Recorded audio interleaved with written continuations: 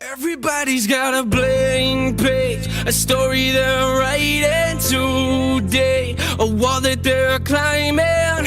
You can carry the past on your shoulders, you can start over. Alright guys, well, this was just another workout. I messed around with my squat stance, widened it up a little bit, tried it out with flat shoes, and it actually went really well, in my opinion. Everything felt good. So, the topic for today is rep ranges. So, how many reps and sets should you do? So, most people sometimes say that I don't want to gain muscle, I don't want to get too bulky, I want to tone, so they do a lot of reps. The thing about that is, you can't really tone your muscles. All you can either do is gain muscle, lose muscle, or gain fat and lose fat. They don't necessarily go together, but sometimes they do depending on the person. So now with that, what you can do when you choose between reps and sets is you can either target hypertrophy, which is muscle gain, muscle endurance, which is what it says, strength, which is just raw strength, say getting like a 405 bench press for one, or power, which is more towards power clean, say your 40-yard dash, your maximal jump. So in other words, if you're looking to tone, odds are what you want to do is you want to gain muscle. So with muscle, the rep ranges you're probably going to want to choose is a 6 to 12. And that's just straight up science. It's been tested, it's known. Usually, to be able to recommend this, you would go with percentages of your 1 rep max. But most people don't ever really test their 1 rep max, and to begin with, it's not as accurate as it may seem. So say you're going to do 3 sets of 6 to 8 reps. So on that third set, you're going to want to just be able to do that 8th rep or that 6th rep. Or say if you're doing 5 sets, on that 5th set, you're going to want to be able to just barely finish that 8th rep. Maybe have one more in the tank. Obviously, in the first couple sets, it'll be super easy to do it. Like, you'll be able to do the 8, and maybe you'll have 2 or 3 reps left on the tank. But at the end of those 4 sets, you're only going to have 1 more rep left.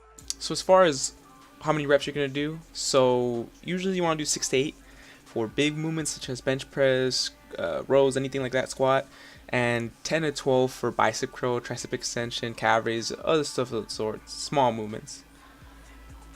And that's about it. So now the next training goal is strength. So strength usually works from less than 6 reps. Sometimes it can be only 1 rep, but that will help increase your just 1 rep max strength. Like pure strength, not power, strength. So now power, what it is, it's how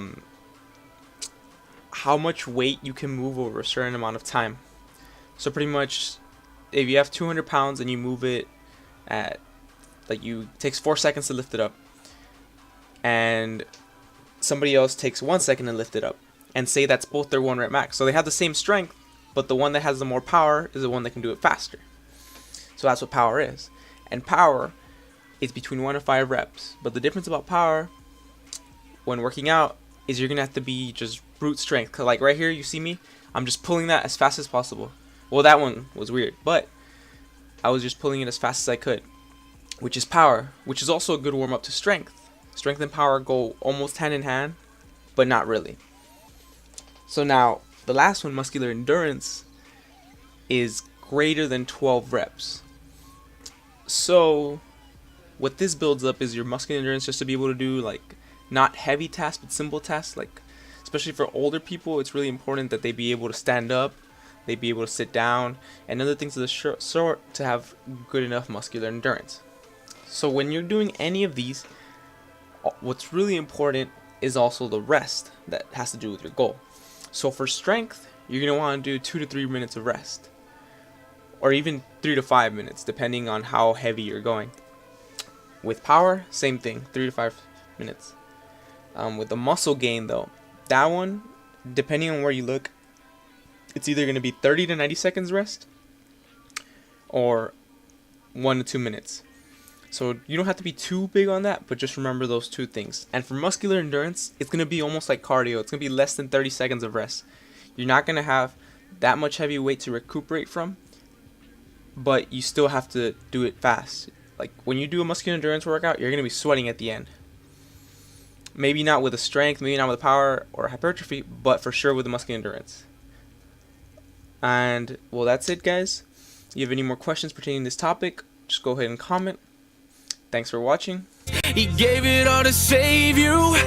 He carried the cross on his shoulders so you could start over.